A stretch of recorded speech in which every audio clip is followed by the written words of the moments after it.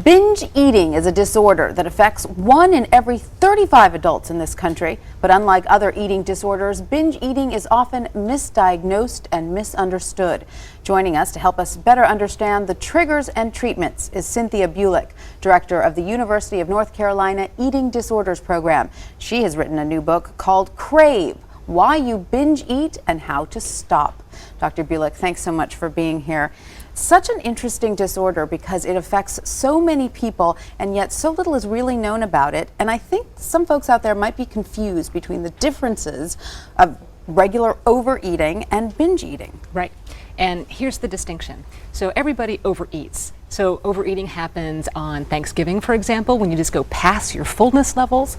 But what we're talking about with binge eating is even more. And what it is a sense of loss of control.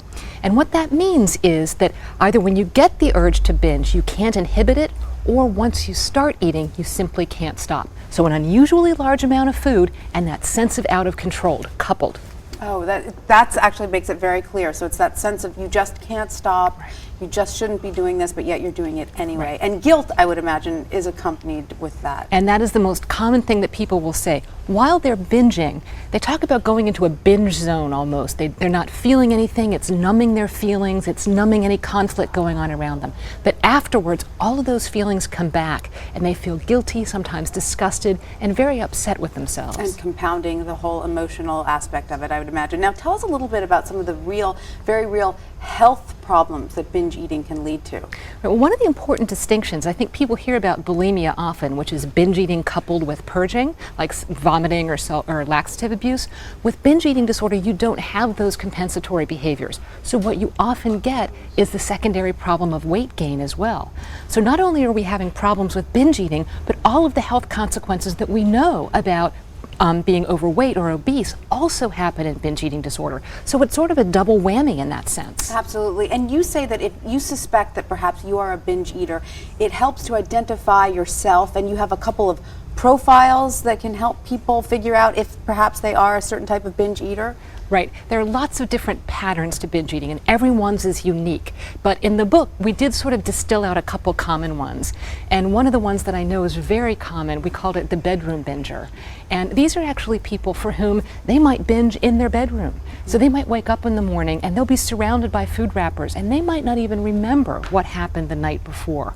You know, and it's this funny thing because our rooms in our homes used to be all designated for certain things. We would eat in the kitchen, we would sleep in the bedroom, we would watch TV in the den, and then all of a sudden everything got discombobulated, and we can eat just about anywhere. We can watch TV just about anywhere. So sometimes one of the interventions we do is to get people to have certain places in their house that they engage in certain behaviors. So those boundaries have blurred a little bit, right. And it also allows people to hide their behavior, which is something that you say is also a signal of binge eating, correct? Exactly. Binge eating disorder can be very secretive because people feel shame. And our job is to destigmatize it. This is a problem, and we need to help these folks. So, doctor, how do you tackle this? What do you do? Well, the most important intervention and the best intervention is cognitive behavioral therapy. And that's a talking therapy that really looks at some of the thoughts that might lead to and perpetuate binge eating disorder. For example, you have a pint of ice cream, you eat the first tablespoon, and you say, I've already blown it, I may as well eat the whole thing.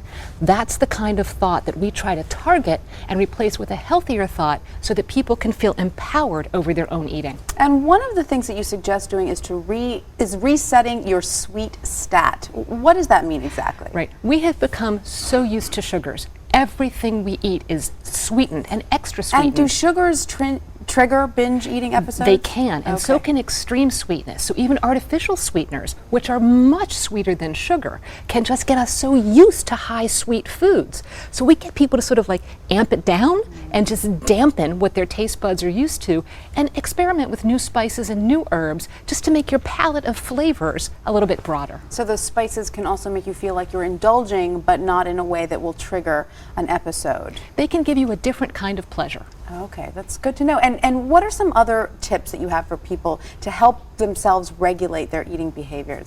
The most important thing, eat breakfast every day.